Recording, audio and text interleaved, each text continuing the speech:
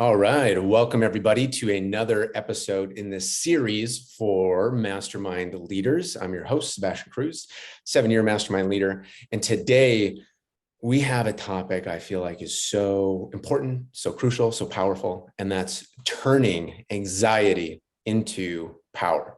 Because as a mastermind leader or an aspiring mastermind leader, anxiety can pop up a lot of places. When you're leading, when you're innovating, when you're taking the leap to double down on your mission. And today we have Aaron Morrison, who's going to be sharing his approach for turning anxiety into power, that he's used coaching over hundreds and hundreds of clients. And he is the creator of Rapid Recalibration as well. And so I believe this is going to be a breath of fresh air, this interview, because what is power? It's clarity. It's a calmer tone. It's a stronger posture. It's more relaxed breathing. All of these things are so valuable as a leader. So with that being said, welcome to the show today, Aaron. How are you doing? I'm fantastic. Thanks for having me. It's a pleasure to be here. Absolutely. So to start off, I'd love to hear about your journey and your story with anxiety, with your mission, and how did you get into this work where now you're helping so many entrepreneurs with their performance across the nation? Well, it's a bit of an interesting journey. I went straight into the work full time. I was working in construction and I did that for 20 years. I had worked for somebody else, had, running $10 million of business, had 100 men in my division, running a whole construction half of the company. And I started my own business. I got to a point in my business where I called it scale or bail, where I had to either grow the business or go do something else. And both of those options sounded simultaneously terrifying and miserable. So I sold my house because I had some debts to pay off, and I used the money to invest into myself. Along that journey of personal development, I came across this technology called NLP. And it was during that first training where my mind just was blown wide open. And I realized that prior to that point, I had been thinking in a very linear way. And I was transitioning out of construction into real estate investing. And I realized I really don't want to do that. But that I was not passionate about that. And it was that epiphany in that moment of it's not about climbing this mountain that I'm on, that I've invested so much time and effort into learning all these skills. It's about deciding which mountain I want to climb. And I saw all the full range of possibilities that just opened up before me. And immediately I went, holy cow, I need to share this with other people. I don't know how, but I need to be involved in this work somehow, waking other people up, because I felt like I literally was like from black and white to color. You know what I mean? And so I went and got more training, and I started working with clients, and I developed my technology that I use as kind of an amalgamation of all the different things and the modalities and the tools that I've learned. And I'm constantly improving and up leveling to get the greatest result in the shortest time with the least effort, which is my motto. Mm. Yeah, I smile there because I've experienced a bit of your work with the videos that you have at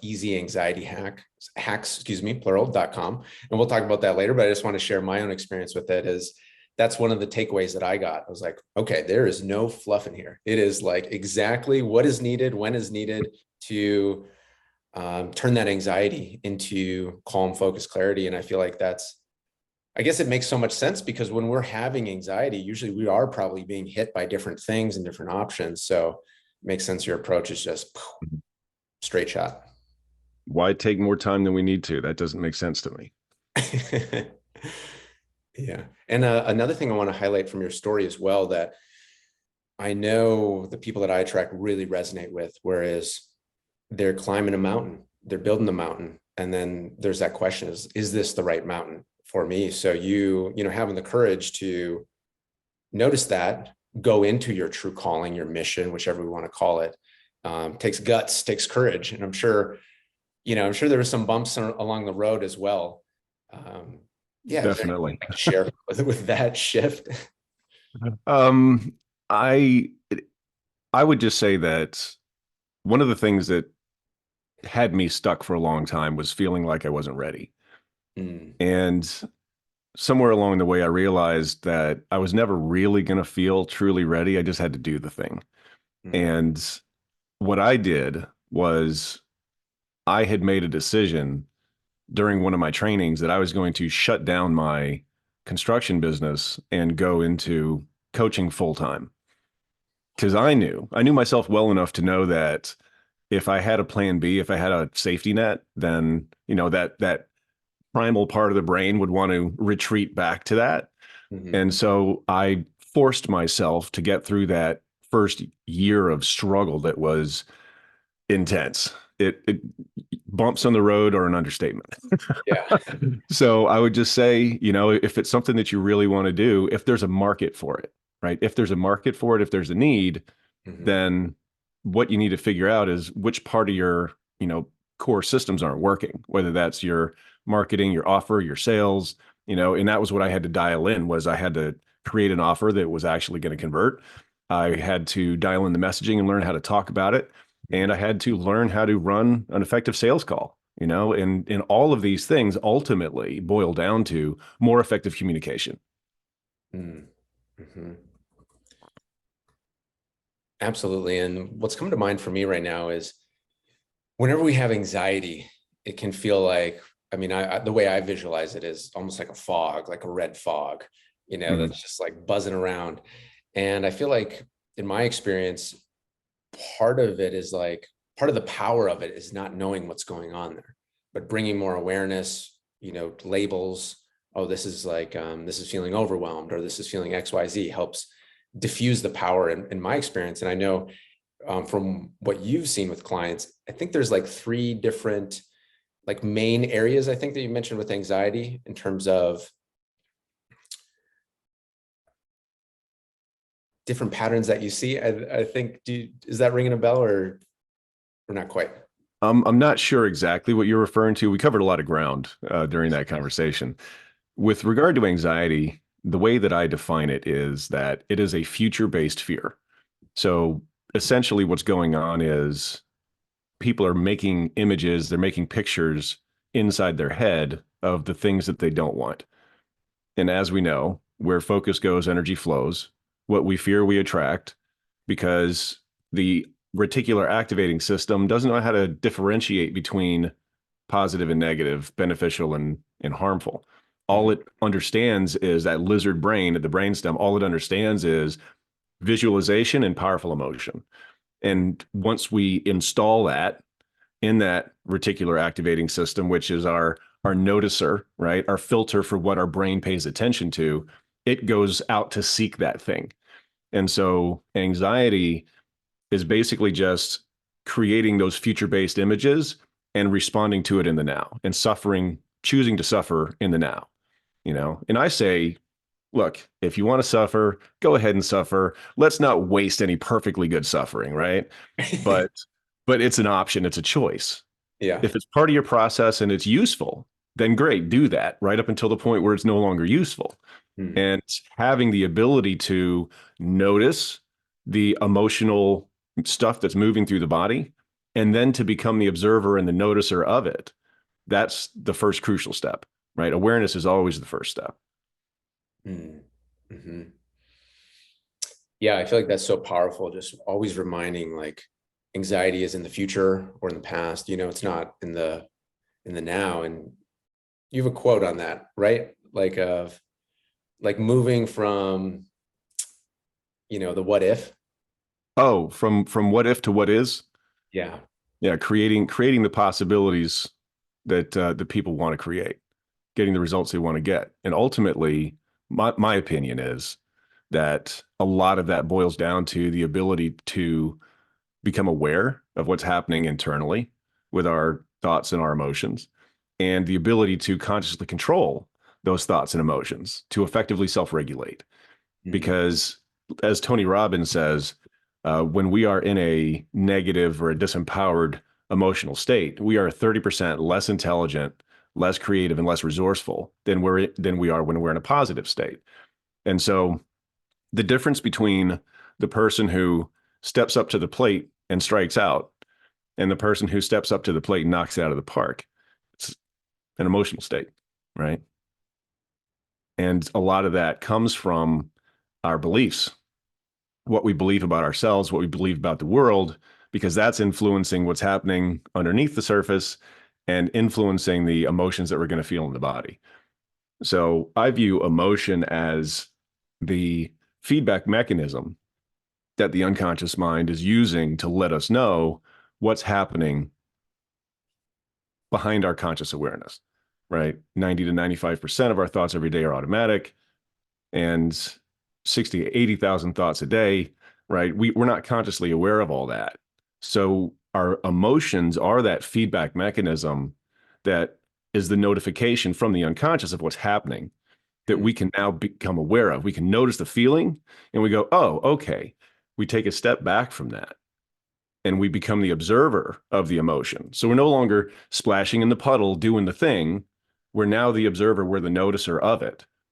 By definition, observing from a place of stillness, so that now we can move into a space of creativity, of curiosity, of looking at it and going, what is this here to show me? There's a purpose for this. What is there to learn from this? And when we move into that space of curiosity, instantly we're shifting our energy.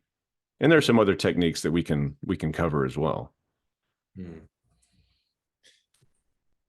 Yeah, I feel like that's such a powerful reframe.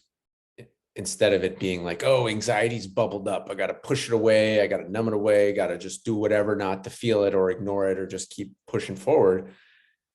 I feel like what you're saying is like, no, it's almost like a flag from the body, a notification, like you said, that something in our subconscious is unresolved. And yeah, I love that, because then, like you said, it turns into curiosity, like, oh, what's going on back there? And so then do you see it as like, it's kind of like we're rising up more and more the more that we address the anxiety and like find the gift within it, or recenter? How do you view that? I think any negative emotion that we take the time to surrender to experience, to explore, is a worthwhile endeavor.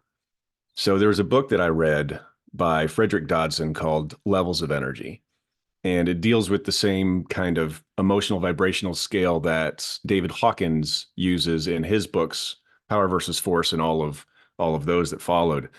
And one of the things that Frederick Dodson said very early on is, if you take one thing from this book, let it be this: that what you resist persists. That when you try to avoid feeling the emotion, when you try to repress that emotion, all you're doing is perpetuating it, because it's just going to be sitting there waiting for you to get around to it. Meanwhile, it's draining your mental energy. It's an energy leak, right? So if we can learn to simply surrender to the emotion, to experience it fully, and to do it from a place of curiosity, of what's this here to teach me? What's this here to show me? Then we can usually get through that stuff very quickly. And so what I've discovered, at least for myself, is when I do surrender to that emotion and I just commit to doing it fully, usually I'm done with it in a minute or two. It doesn't take that long, right? And with regard to anxiety specifically, that feeling of anxiety, right? If we want to reframe it, like you said, then instead of looking at it as a troublesome emotion, right? What it actually is it's a useful mechanism that the unconscious mind uses to let us know our thinking has moved into unresourceful territory, that we're making images in our head of what we don't want. It's simply the notification to focus on what we do want. Mm-hmm. Oh, I'm loving this. Because I feel like in this space, maybe there can be a perception of, okay, if it's performance, if it's mindset, if you're feeling anything, you got to change your state and just, push forward, right? Just change it. And what I'm hearing from you is like, it's being with it. It's being with, like you said, and letting it come up. And I feel like that is so powerful. And it's been so powerful in my journey of speaking about David Hawkins' Scale of Consciousness, David Hawkins' Letting Go book, where basically the premise is like, hey, we got these emotions and we're trying to repress them down or suppress them. and then it's creating confusion for us. So it's creating resistance. So his whole premise was like, let it bubble up, be with exactly what you're saying. And then the clarity comes. And I know firsthand it's been so powerful. So I really appreciate that maybe like holistic view of your approach brings, and really flipping the script of, it's actually not, it sounds like it's not bad to have anxiety. It's a useful notification, like you're saying. All emotions, if we choose to look at them as useful, are useful. If we believe that it's useful, then it will become useful. If we resist the emotion, if we have an attitude of resistance or that it's not useful, then it won't be. It becomes whatever we label it as. So if we just simply choose to observe and notice and learn and be curious, then nothing's problematic. It's all beneficial, right? Because the reality is, if you think back over your life, I'd be willing to bet that when you review all the different events that you've experienced, that your greatest strengths came out of your greatest struggles. So if we just simply choose to remember that in the present moment, then we can assume that whatever it is that we're experiencing, however unpleasant, is something that's going to give us a gift. It's going to strengthen us in some way. And so even if we're not aware of what exactly that is and exactly what the purpose is and the benefit is, that belief that everything is happening for us can allow us to move into that space of gratitude in the present moment and be thankful for the experience, even amidst the discomfort, right? Trusting that we're going to understand this in the future when we look back. Hindsight's 2020. And that's another way to shift our state, by choosing to adopt a different belief. So you mentioned shifting our state, right? And so there's a very specific process that I teach on how to shift our state, and it works in 2 minutes, and it's super easy to do. And so the fastest way to change your state is to change your physiology and to change your focus. Those two things, right? So what's interesting is that the feeling of fear or anxiety in the body is actually physiologically identical to excitement. We experience those emotions identically physically in the body. It feels the same. The difference is, where are we breathing? Are we breathing into our chest, which puts the body into sympathetic nerve function, fight or flight? Or are we breathing down into our diaphragm, which is that rest and relaxation, parasympathetic nerve function? And the second thing is, what are we focused on? What are we thinking about? Because most people, when they do anxiety, right? Not when they have anxiety, when they do anxiety, because it's an action that they're doing, it's a choice that they're making to create the pictures in their head, right? When they do anxiety, it's because they're creating those pictures in their head of all the things they don't want. What if I fail? What if I mess up? What if they reject me? What if I'm judged or criticized? Or what if I'm not good enough? All these stories. Versus the excitement emotion is, wow, I have this amazing opportunity in front of me. I cannot wait to show up and serve and deliver value and hopefully give these people some nuggets that can change their lives, right? So that's the difference. And so the technique, what's actually a series or a combination of techniques. But first off is change of physiology. So Amy Cuddy did a TED Talk a number of years back about power poses and how power poses can influence our emotional state, right? So if I were to say, picture a depressed person, I imagine you probably have an image of somebody who's, head down, exactly, slumped over. And if I said confident person, you have an image of that too. Exactly. Right. So, exactly. So we have these kind of archetypes in our minds of what these things are. So what you do is you stand up straight, imagine that superhero pose, standing on the hill with the cape waving behind, right? Harvard University has actually shown that standing in that superhero pose for 2 minutes can actually increase your testosterone up to 30%. So that's a significant increase. And as you know, testosterone is our strength and confidence hormone, right? So instantly we're going to feel more powerful and more confident. So standing in that power pose for 2 minutes. And the way that we're going to count those 2 minutes is we're going to do a technique called box breathing simultaneously. So we're going to breathe slowly and evenly in through the nose to take a full breath for 5 seconds in through the nose. We're going to hold it for 5 seconds. We're going to breathe out for 5 seconds, nose or mouth, whichever you prefer. And then we're going to hold the out breath for 5 seconds. So each rotation is 20 seconds. So you do 6 of those, and that's 2 minutes. Focusing on breathing into the diaphragm, being conscious of expanding your stomach, your belly's going in and out, your shoulders are not going up and down. Okay. And the interesting thing about breathing in the diaphragm, in addition to putting your nervous system back into that parasympathetic rest and relax function, is you actually get fuller expansion on your lungs when you're breathing in your diaphragm. So you actually get greater blood oxygenation, which is great for all kinds of things. So box breathing into the belly while you're doing the power pose, and focusing on the opportunity. Focusing on the opportunity and not the problem, not the challenge, not the potential to mess up, right? Focusing on the opportunity, excited for the opportunity. And so what happens is when you're doing the box breathing, because you're counting the seconds, you're fully present in the moment, and your brain can't go off creating all these images of all the things that you don't want, right? So you're kind of hacking that process. And so I teach that to folks to change their state. And I do it myself, right? It's super easy, super powerful.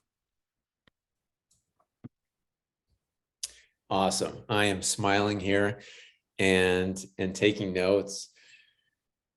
So powerful. That segment in particular, I feel like people can go back to over and over again whenever the anxiety comes up. And yeah, a few things I want to share here. But first, easyanxietyhacks.com. So if somebody, you listen to this, you like this, you opt in. I've opted in myself. I went through the process a couple of times actually in the last weeks to get an experience for today. So definitely recommend easyanxietyhacks.com. And yeah, so many powerful things, the power pose, the box breathing, the deep breaths, expanding the lungs, the focus. It's really cool because I jokingly shared with people, like I'm an undercover healer. Like I've been very deep in energy healing techniques for maybe, I forget, 8-10 years now. And so a lot of this has been part of that world in different ways.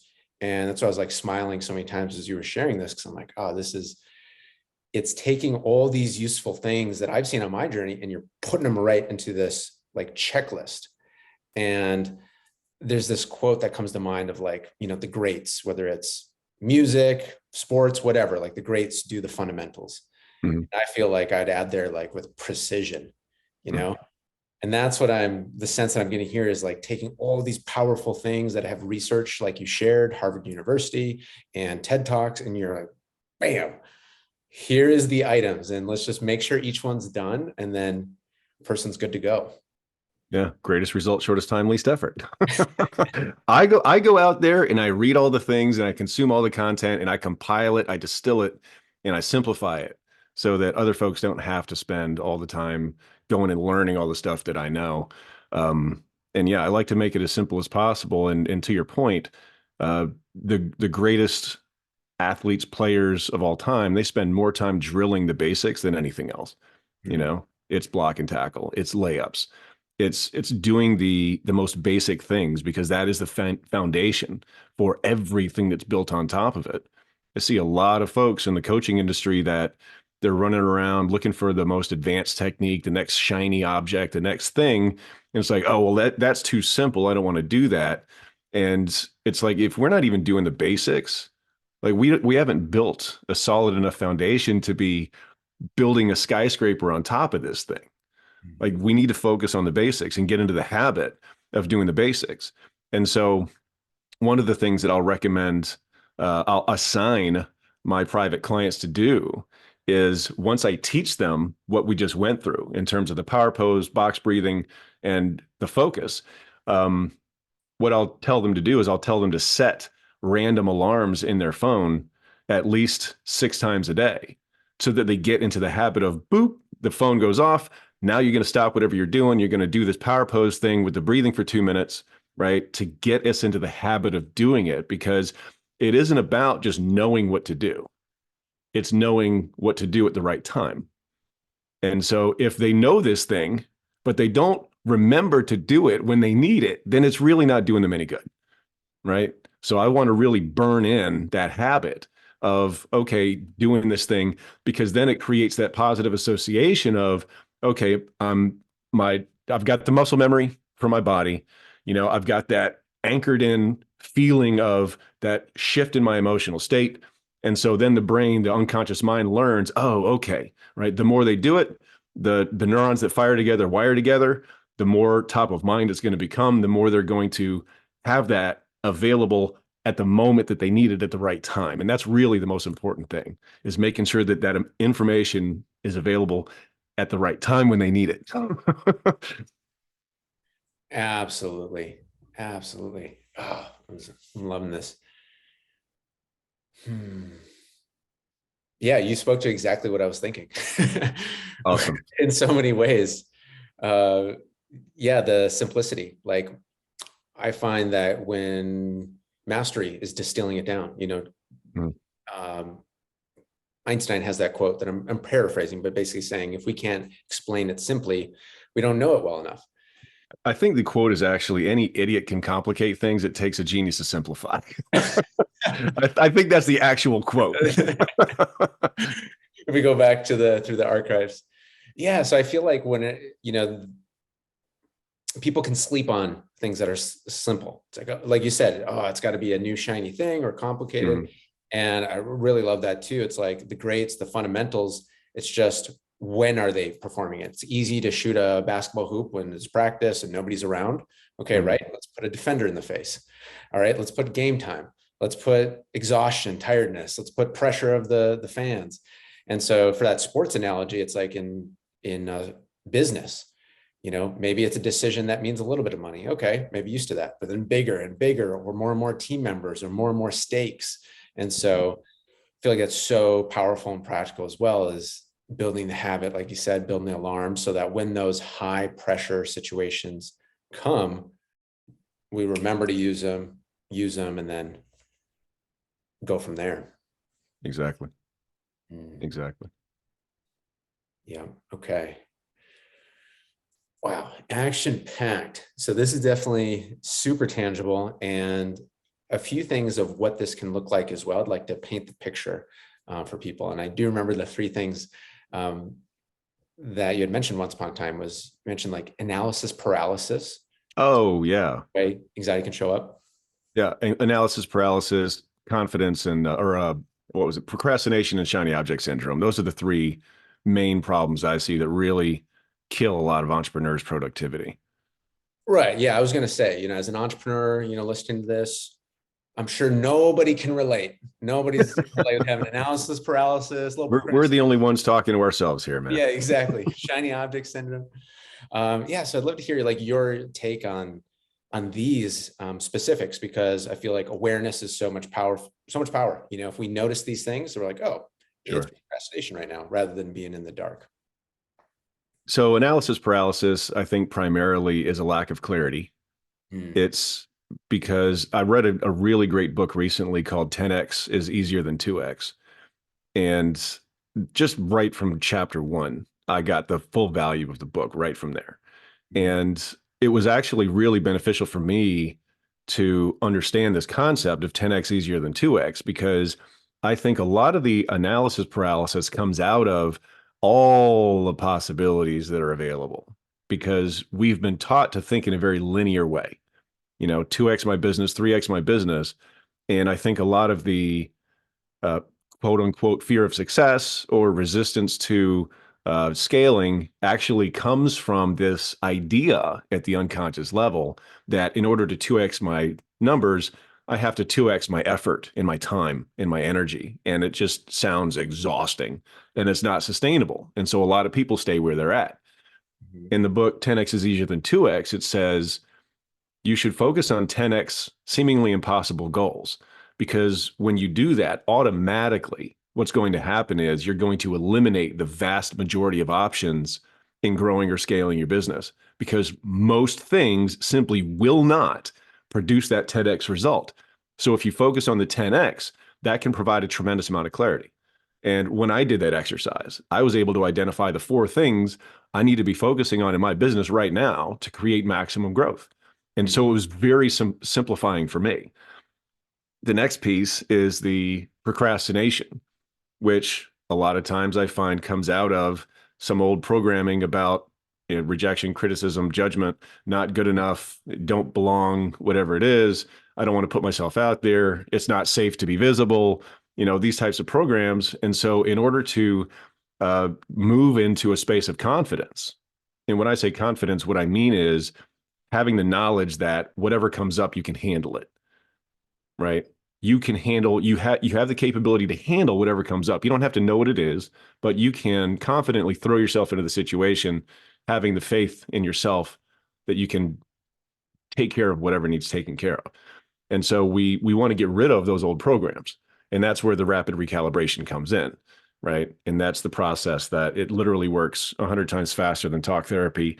And I actually have a process where I actually guarantee results. I don't know anyone else that does that. And then the final piece, the shiny object syndrome, is, again, that's a matter of discipline. Because what entrepreneurs have a tendency to do, I find, is they'll do a thing, they'll get a result, they'll go, woohoo, that worked. And then they'll immediately run off to find the thing that works better rather than continuing to do the thing that works, right? Yeah. And I have to admit, I have been guilty of this myself. I have been the program junkie that has bought all the things. It's like you get me into a funnel and I am opening my wallet. You know what I mean? So I've been there and I get it. And in that part is where we get into the emotional self-regulation piece, where the fact is that most of business, most of our success is the boringly consistent behaviors that we do on autopilot that are they're non-negotiables. They're just going to happen no matter what. Our marketing activities, our sales activities, our prospecting, our networking, our self-care, going to the gym, doing meal prepping if that's what we do, taking our supplements to, make sure that we're getting the proper nutrition, getting enough sleep, all of these different things. And it boils down to the habits and the ability to effectively emotionally self-regulate so that we are in control of our emotional state and we're not at the effect of all these other, random stimuli that are coming at us from every direction. I think I saw something recently that said that every day we're exposed to somewhere in the neighborhood of like 10,000 different marketing messages or something crazy like that. Mm-hmm. And we just filter the stuff out, right? Mm-hmm. But it still has an effect. Mm-hmm. And so having that discipline to stay the course and do the things that are boringly consistent, I think is incredibly important for our overall success. Mm. Wow, so many good things here. Yeah, I love that. So analysis paralysis, lack of clarity, so powerful. I feel like just remember that always. Procrastination means a lack of confidence. And I really like how you shared too, that procrastination underneath it can be like rejection, fear of judgment, fear of being seen. Absolutely. And then the shiny object syndrome, having something that works. And I love how you said that too. Then move on to something that could work better. And that's always the thought process. It could be better. So powerful there. And I wonder what your perspective is on maybe a person gets used to the feeling of anxiety. Say we're, launching something new, or we're just going through things like innovating, going into new territory. That is part of our DNA as entrepreneurs, typically. So is there a case where somebody goes through a phase of their business and there's all this change, there's all this unknown that they're dealing with and they're moving through it, and then they do get to that next place where things have solidified? Maybe it seems boring compared to the old stuff, and maybe a person, unconsciously goes and creates some more things to create more anxiety, to go back to that home, that feeling that they had before. Is that something that you see in your work? Whenever we're up leveling and creating transformation, there's going to be a period of chaos or tumult. Mm-hmm. And there's a video that I like to illustrate the point with. It's on YouTube, and it's a cymatics video. And if you're familiar with cymatics, it's basically it's a metal plate with some sand or salt or some form of granular material on it, and then the plate is vibrated with sound at various frequencies. And what you notice is, as the frequency increases, the sand will organize itself into certain patterns. A pattern will emerge, and then the frequency continues to increase, and the pattern, shifts and jumps around, and you see it change. And then at the higher frequency, another pattern emerges that's even more complex than the one before. And so what you find is, as the frequency increases, the patterns become more and more complex. And so this is kind of the natural law of the universe, right? And there are a couple of lessons that I think are really important to take away from that cymatics demonstration. And if your listeners are interested in checking that out, just go look up cymatics experiment on YouTube, and you'll find it. There's plenty of content there. That, number one, there are far fewer frequencies where the order emerges compared to the chaos. Wow. We reach a certain place of order where everything's working. Then, because the unconscious mind is programmed to always want more, we're going to habituate, we're going to get used to that, and we're going to want to go to the next level automatically. We're going to want to burn it down and build it again, or build something else, right? Like, I have worked with coaches that have gone through 3 or 4 different iterations of their business where they've changed their offer and their avatar, right? And in how they deliver. And so we're constantly evolving, and that's by nature. That's by design, right? So the problem isn't that we get used to the thing and want to go to the next thing. The problem is that people want to resist the process, right? So recognizing that there are far fewer frequencies at which the order emerges, and in far greater frequencies where the perceived chaos is the rule, right? Then we can accept that it's probably going to be uncomfortable more than it's comfortable.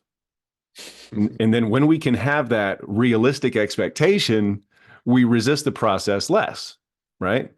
And the other thing that I think is really important to point out is, as the frequency increases, the complexity of the pattern increases.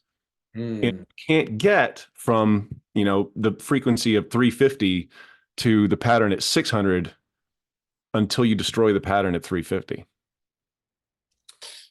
You have to destroy the old pattern. You have to let go of the old pattern to build the next one, right? And you have to be willing to go through that period of chaos or uncertainty.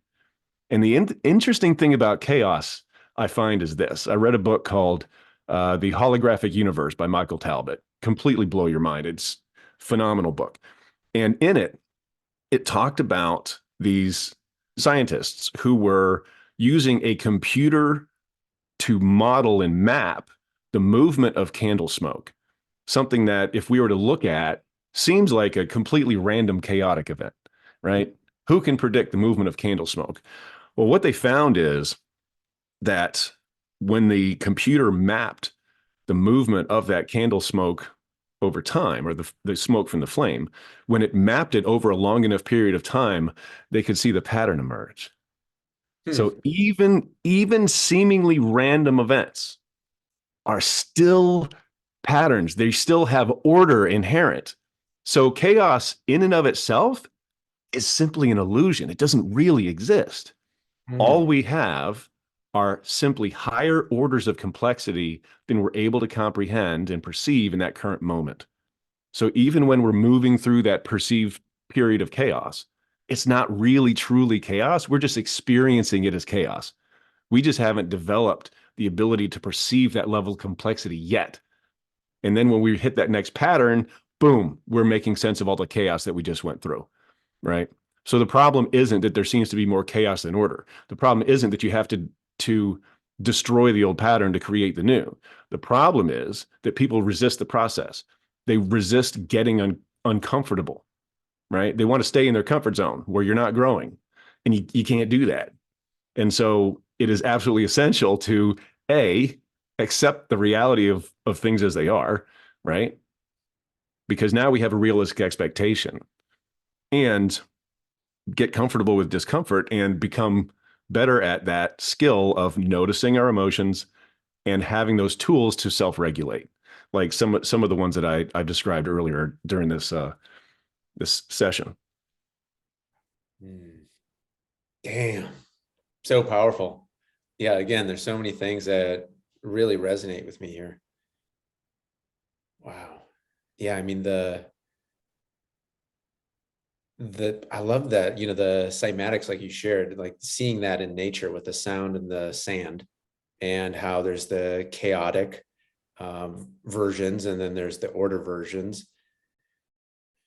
Wow. And I feel like having the big picture like that is so helpful, because what comes to mind too is like, if we go to the gym for the first time and nobody's told us how going to the gym works, the next day can't get out of bed. We're so sore. If it was the first workout we ever had, and we're like, this is chaos, right? It feels like everything's coming apart. But just that simple thing of somebody saying, oh yeah, that happens and that's good. And then, things build, just knowing that. And that's what I take away too, is like, I feel like you part of your method is giving perspective to everything of like, where does this fit in the person's journey? Mm-hmm. And I really like how you said too, like your acceptance and understanding. And it's, which of those are like high frequencies up in the David Hawkins scale of consciousness. Mm-hmm. And wow, I'm just really like digesting this, because I feel like a lot is there. It's what you just shared. Well, I try to, drop as many little nuggets as I can, so that people go, wow, I need to come back and listen to this again. There's so much here. I need to come back and revisit this episode. And I love that analogy of the gym, because that brings up something else as well, which is, you're going to go to the gym. You're by definition, pushing yourself outside of your comfort zone. You have to, like in the gym, they say no pain, no gain, right? So it's an acknowledgement that growth is uncomfortable. Mm-hmm. All growth is uncomfortable. The problem isn't that growth is uncomfortable. The problem is that people want to avoid the discomfort, right? So you go to the gym, you exert the effort, and the next day you're in pain. You hurt, right? And for me personally, when I used to like go hard on leg day, I would be eating like a horse the next day. I was so hungry. Oh my gosh. It's like an extra 500 calories at least. And I was like cramming like 3,600 calories a day. It was ridiculous. Yeah. But the pain is required. Pain is a necessity. Pain is mandatory. The suffering part of it's optional, right? Pain is mandatory, but suffering is optional. And the suffering is determined by the meaning that you give to the experience. There's a book, A Man's Search for Meaning by Viktor Frankl. And this guy, if you haven't read the book, he was a survivor of Nazi training camps during World War II, or I'm sorry, concentration camps. Yeah, not training. He was a prisoner for years at concentration camps, and I believe even Auschwitz. And when he came out, he wrote this book describing his experience. And he said, and this is a not necessarily direct quote, I might be missing something here, but essentially between the stimulus and your response is your power to choose. And what I have found in listening to the stories from many men who have been through these experiences of being a POW, being at a concentration camp, going through the ringer and running the gauntlet, that what affects how they view that experience and how they represent that experience to themselves is determined largely by the meaning that they ascribe to it. If they give a meaning to the pain, if they give a meaning to the experience of the suffering, then they're far more likely to view it from a space of gratitude or acceptance than resistance or resentment or bitterness, or anger that thing happened, right? And so it's that ability to shift that perspective and change the way that we're looking at it, because the difference, what did Shakespeare say? Nothing is either good or bad, but thinking makes it so, right? It's like, it's the meaning that we give to our experience that creates how we feel about that experience. And there's something else that you said. I keep wanting to go back to it, and it keeps slipping my mind. So I'm sure we'll get there. Yeah, it'll pop up just like the last one. Yeah, so powerful. I love that book too, Man's Search for Meaning. And I personally really like frames like that, or just thoughts where it's like, I'm going through something and maybe a little, it's tough, it's stressful, whatever. Maybe a little, what do you call it? Self-pity comes in. Oh, Sure. little comes in, sneaks in, Yeah, puts woe is me, splash in the puddle. yeah. Yeah. And I'm like, okay, I think about, okay, who's been here before that's a human and who was able to make it through? And it's like, okay, if they were able to, then, you know, this is really small compared to that. And I mean, that's something I've thought about is like Viktor Frankl, it's like, damn, if he can keep the spirit, keep the focus going through just the atrocities of concentration camps and just literal hell, it's like, okay, Yeah. I can too. Yeah, In you create my the own small way. contrast, right? Yeah, if Yeah. if he can endure that and come out with that attitude, what's Yeah. my excuse? You know, There we go. what's my excuse? I've never Yeah. experienced anything remotely Yeah. approaching that Yeah. sort of suffering in my life, right? I've never been in circumstances like that. So if this guy can take it like a champ and come out with that positive, growth mindset, I got no excuse. Right. Absolutely. So, question for you on your mission, because I feel like, well, anxiety is like an epidemic right now. And I feel like Sure. it's rising because there's just more and more stuff. And I believe we're only going to ramp up because we're getting closer to like singularity territory with AI and all these changes. So, in Mhm. terms of like changing anxiety based changes or change that creates anxiety, we're going in that area. And I feel like it's just Mhm. rising and rising and rising. And so I'm curious, what's your mission? Because I really see and feel and believe that you're bringing this holistic approach as well, that it's really speaking to like the head, heart, and hands, Yeah. the head of like, okay, logically, this makes sense. I can buy in, research based. Okay. Heart. Okay. I can feel the holistic perspective about this. And then hands, the way I look at it is like technique wise, like this is doable. I don't need to Right. like go, across the world to just get a retreat every time I have anxiety. It's like, this can be, in the moment. So yeah, I'm curious, what do you see with your mission? Sharing. Well, well, can I cuss real quick? Do whatever you want. Whatever's Okay, authentic to cool. you. Well, I find that it just doesn't have the same kind of oomph if I don't, drop this one specific F-bomb right here. But my mission and purpose is to raise the baseline of the human experience because needless suffering and wasted potential is a fucking tragedy. And so whatever I can do to help people to tap into their innate talents and abilities, because I do believe that everybody on this planet, everybody has untapped potential.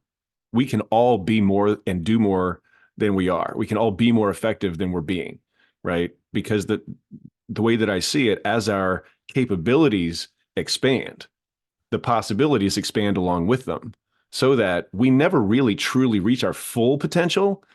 Because as we grow and evolve, our potential also increases. Mhm. And so, with regard to the circumstances creating the the situation whereby it becomes easier to do anxiety and easier to experience negative emotions and easier to fall into a trap of feeling fearful and hopeless, right? Is I find it's very useful to remember that that's the purpose. Mhm. That is the purpose of the messages we're receiving, that it literally is, not to get all political or, conspiratorial, but the reality is, and I've studied this extensively, that what we see when we look at social media, we look at the mainstream media, is literally propaganda and social engineering.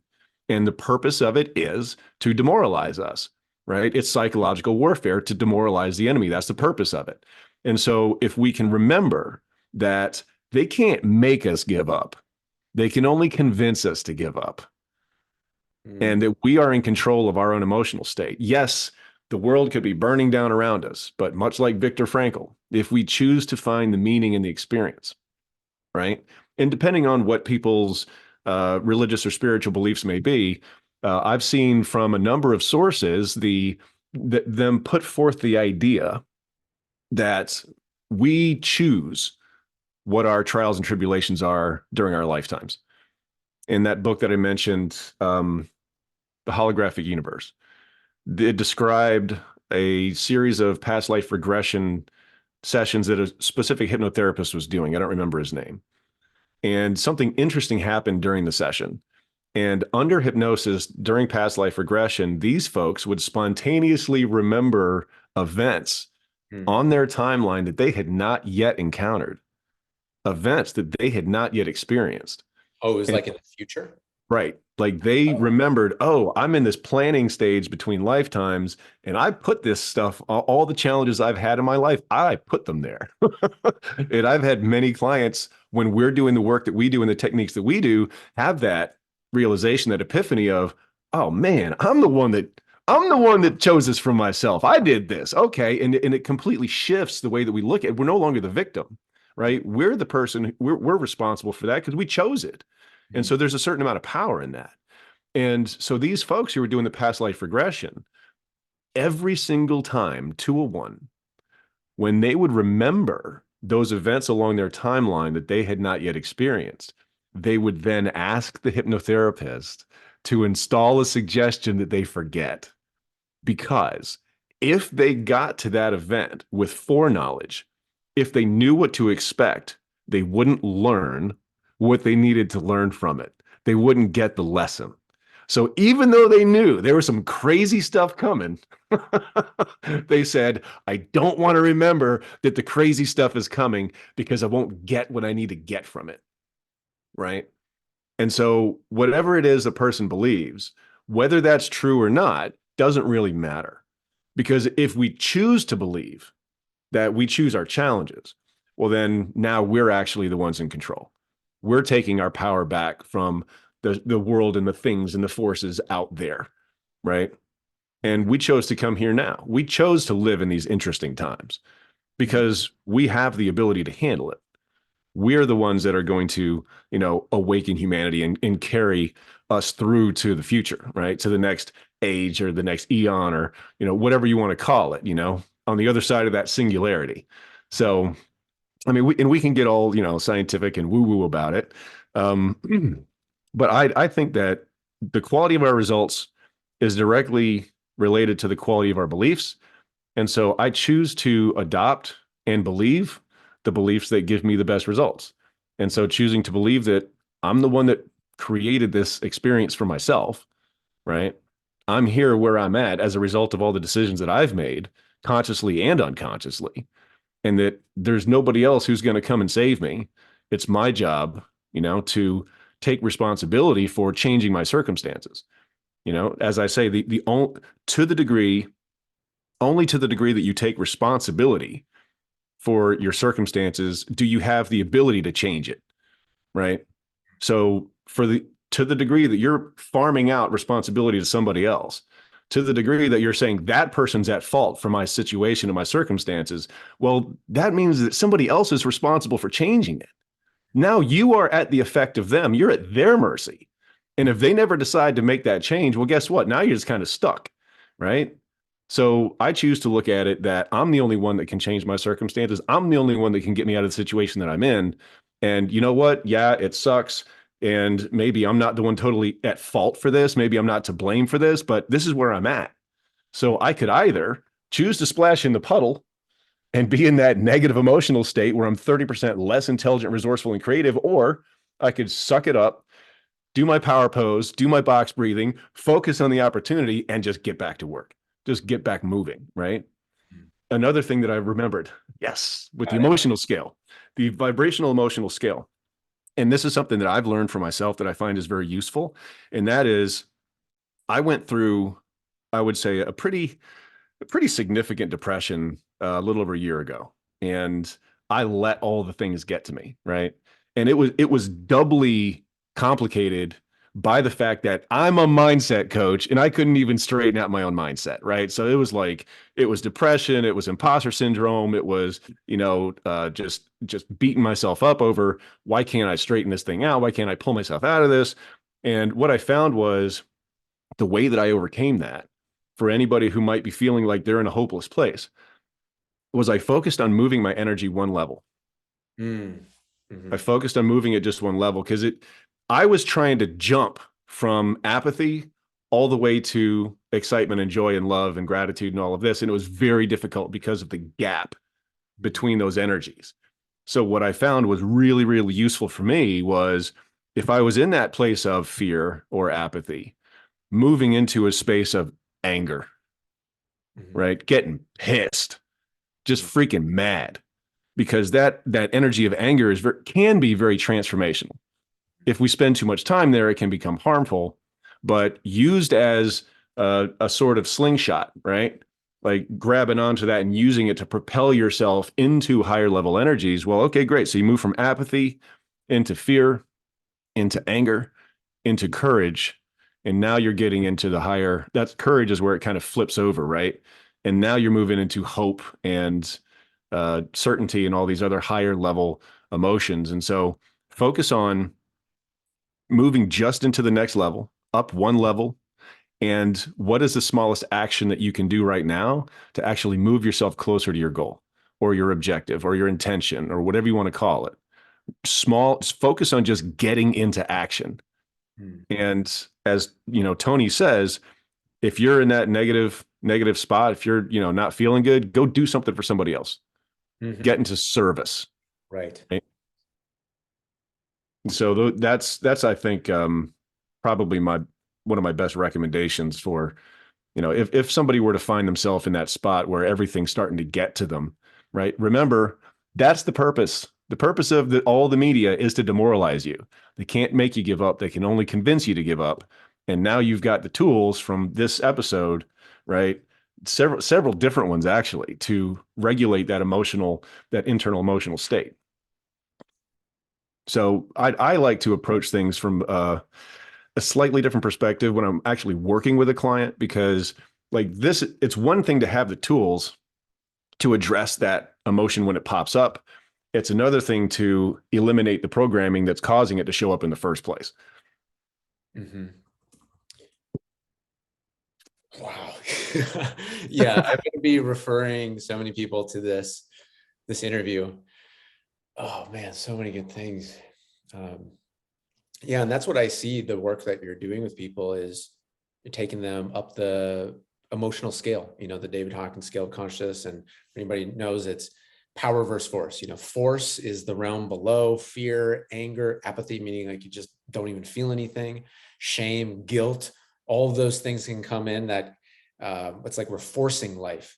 And then the upper scale is power, acceptance, love, joy, peace, all those things. And I feel like that's what you're doing, like one anxiety episode at a time, like whenever it comes up in their business, in their life, their relationship, whatever, it's like, okay, great. Here's almost like a pocket of energy that was weighing things down. And it's like, it seems like you guide them with the tool, it gets released. And it's almost like a hot air balloon is what comes to mind. Hot Mhm. air balloon has all these like sandbags, and those are the anxiety sandbags. And also one seeing a little heavier, it's like, oh, we got one. Oh, perfect. This one's ready to go. Bring it up, process it, use the tools, let it Mhm. go. And then hot air balloon rises up more and more. Sure. And another thing that you said about as entrepreneurs are growing their businesses and they're evolving to the next level of complexity, you mentioned all of the associated emotions that might go along with that, of the anxiety or the nervousness or the worry or whatever Oh that yeah. might be. And so anytime somebody brings up something like that, right? Like, oh, I'm feeling this thing. My question is going to be, is it a problem for you? Because some of these emotions, right? Like I know folks who they've done lots of masterminds, both virtual and in person. They've, had extensive experience on stage and they still get nervous every single time, right?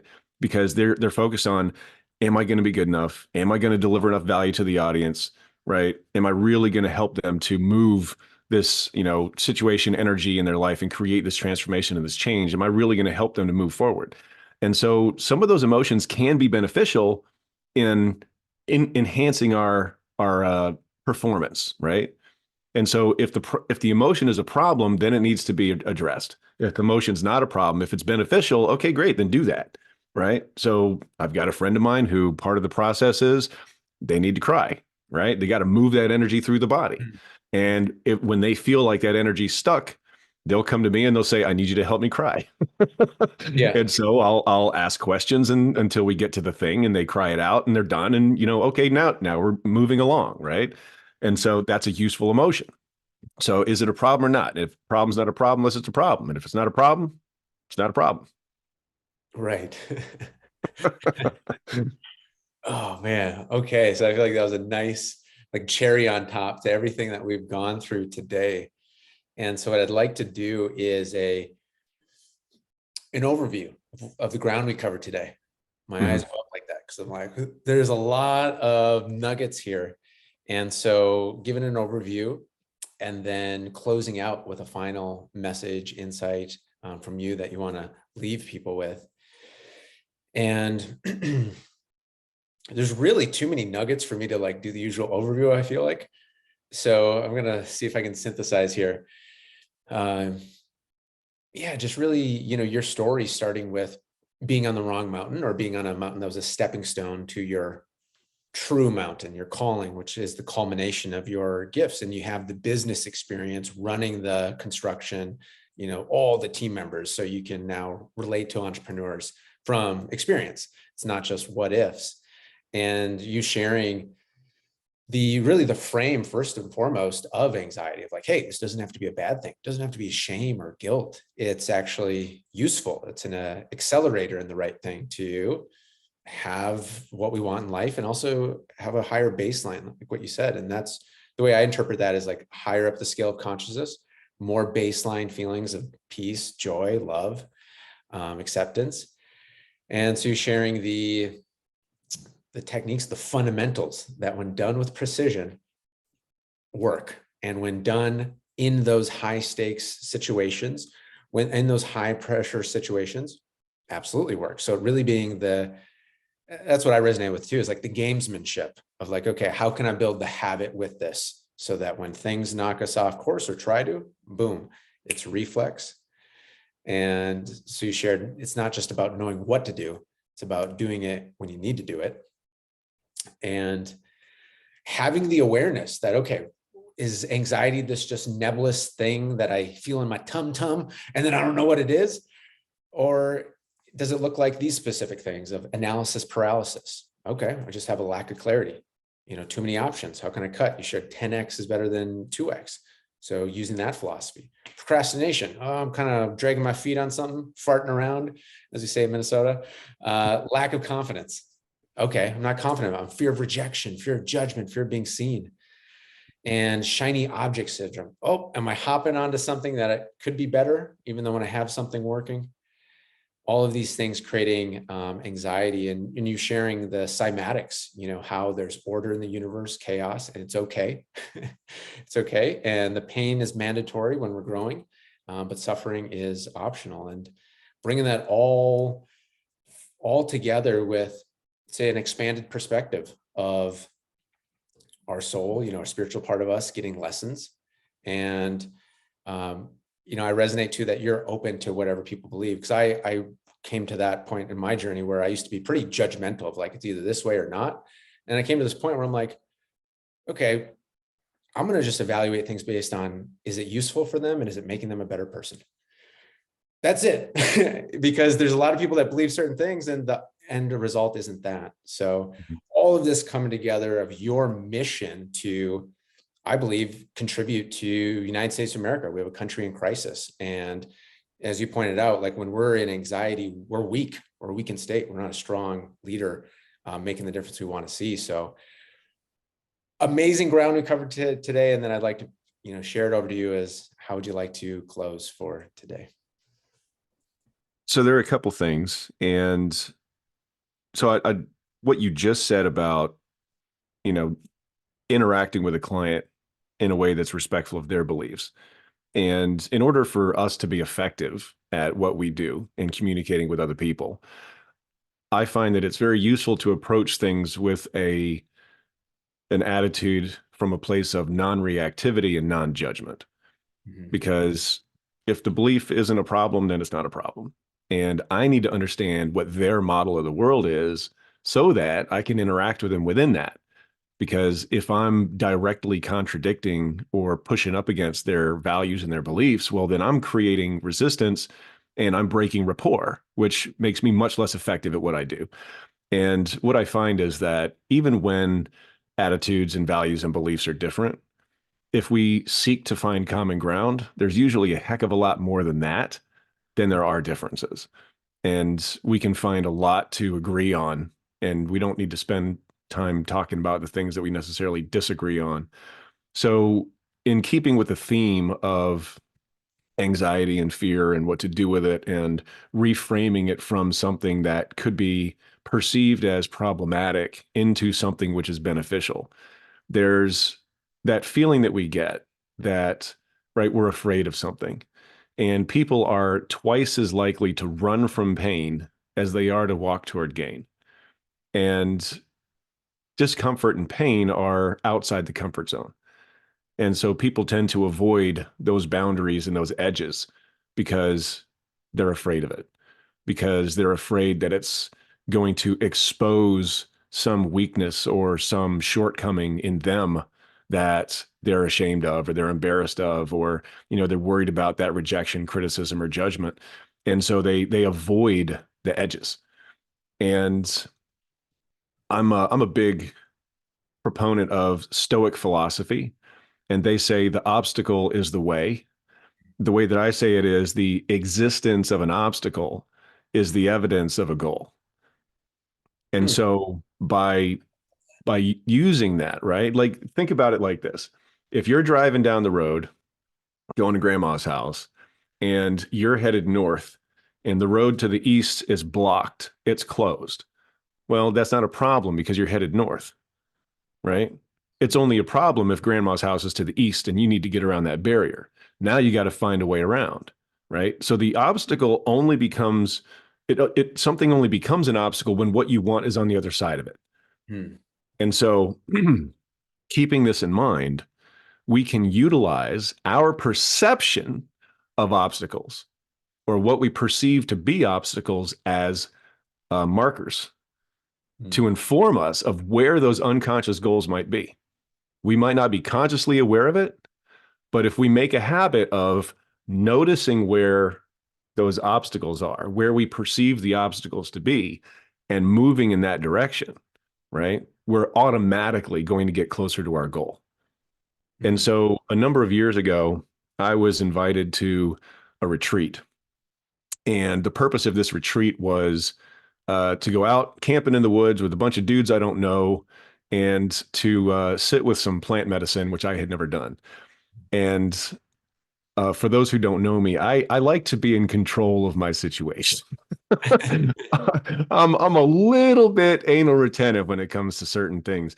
And the prospect of going out into the woods with a bunch of guys I don't know and sitting with this plant medicine that I've never experienced, not knowing anything what to expect, scared the crap out of me.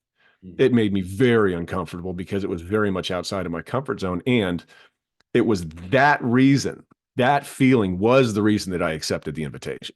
The only reason I accepted the invitation was because of the feeling that I had. I was like, oh, I so don't want to do this. And I went, crap, that's the reason I have to do this. And the intention that I set for that experience, which was it was a great experience. I got a lot out of it. Um, the intention that I set ahead of the experience was I want to convert fear from the thing which creates hesitation into the thing which creates motivation. Hmm. And so what I learned in through that experience and through several subsequent significant experiences where an invitation was extended, I had that, oh crap, I don't want to do this feeling. And I went, oh crap, that's why I have to do it. And I accepted, right? And got a lot out of the experience.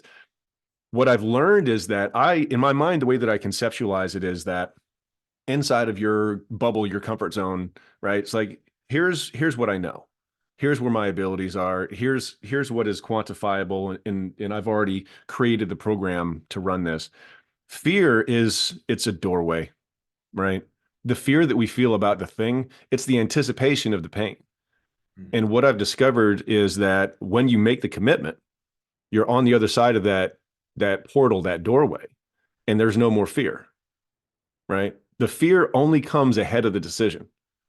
Once you make the decision, you commit to doing the thing, the fear vanishes, right? Because like, okay, well, I'm doing this thing. Now I got to figure out how to do this thing. Mm.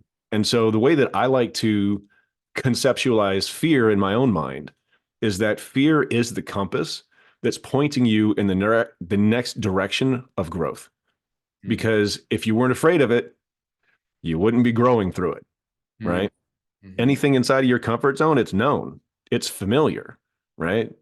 You're not afraid of that. You're only afraid of expanding, of getting outside of the known. And so the fear literally is the compass that's pointing you, here's the direction you need to go in.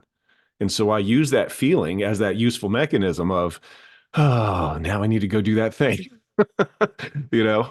And I've found it to be very useful for myself. And it's something that I will do for the rest of my life. Oh yeah, totally resonate. I'm the same way as well. And that's so cool to hear that you get with the plant medicine, going through the alternative paths. And so, yeah, could you tell a little bit more as we close off with easyanxietyhacks.com? So if somebody wants to go deeper, they're resonating with your message. Can you tell me a bit more about easyanxietyhacks.com? Sure, that's it's a tool that I learned, created, modified. That literally, it's a guided visualization where it's taking the person through the process of seeing it the way that they want it, right? Because anxiety is caused by seeing it not the way you want it, see it the way you want it, float out into the future, looking back and all of the things. It's Easy Anxiety Hacks with an S or Easy Anxiety Hack with no S. I got both of the domains because I didn't want somebody to sneak in and Nice. snag it. So either one of those works. And so there's an explainer video that goes through some of the material that we've talked about today. And then there's two versions of the visualization with different backing tracks. It takes about 2.5 minutes. And I love doing this technique whenever I do speaking in front of a live audience, because invariably talking about mindset, talking about emotional self-regulation, the question of anxiety is going to come up, even if I don't directly address it during the talk. And so I say, and some people might consider this to be somewhat flippant, that anxiety generally is a relatively easy problem to solve, right? The vast majority of anxiety is not really that terrible or that difficult to address. And so I will always get some kind of heckler skeptic in the audience. It's like, I don't believe that. Then I go, okay, who would like to get rid of their anxiety in 3 minutes? Raise your hand. And, the whole room raises their hand. And so I guide them through the process. We do the visualization. At the end of it, I say, okay, now whose anxiety has either significantly reduced or completely disappeared? 80% of the room raises their hand, including the person who was the skeptic and the disbeliever, right? So now they're a convert. And so it's always fun to do that and experience people getting that result in that short a period of time. And I've had people come up to me afterward and just amazed at how quickly and effectively that works, because their experience with transformation is it's painful, it takes a long time, it's gradual, and it's like, no, that's the old model. That is an antiquated model. It's ineffective. It doesn't work. When we have tools that are readily available that can create results, as fast as it does. And I find that because anxiety has been and has become such a significant issue, and because it's one of the easiest things to solve, right? I find that helping folks to alleviate their anxiety in a very short period of time is one of those high leverage activities, right? Greatest result, shortest time, least effort. And so if we can get them, out of that space of doing that habit of worry that they allow to spin out of control into anxiety, then, okay, great, get a result. And then let's go deeper, right? Let's go deeper. And so that would be the best place to start, is just go get that resource, go get that tool. Put in your name and your email. It'll take you to a private Facebook or YouTube playlist where you can bookmark it, utilize it on demand, And I just want everybody to get the resource and to start getting results with these tools, because they're just super powerful. Like you said, block and tackle, do the basics. And this is one of those things that it's uber basic, super simple and super effective. And if it doesn't work the first time, just do it again. you know it's that easy. Because I mean, what is it, 2.5 minutes and you're done. Yeah, and I really like that it's a playlist on YouTube. When you first told me that, I was like, well, great. That is really doable. It's not like download an audio and then figure out how to put it on your phone. It's just right there. Yeah. Great. So easyanxietyhacks.com or easyanxietyhack.com. Either Yep. way. Either way. And yeah, so that'll bring us to a close for today. Thank you for sharing so much. This has been Turning Anxiety into Power as a Mastermind Leader with Aaron Morrison. Thank you so much today, Aaron. Thanks for having me here. It's been a pleasure.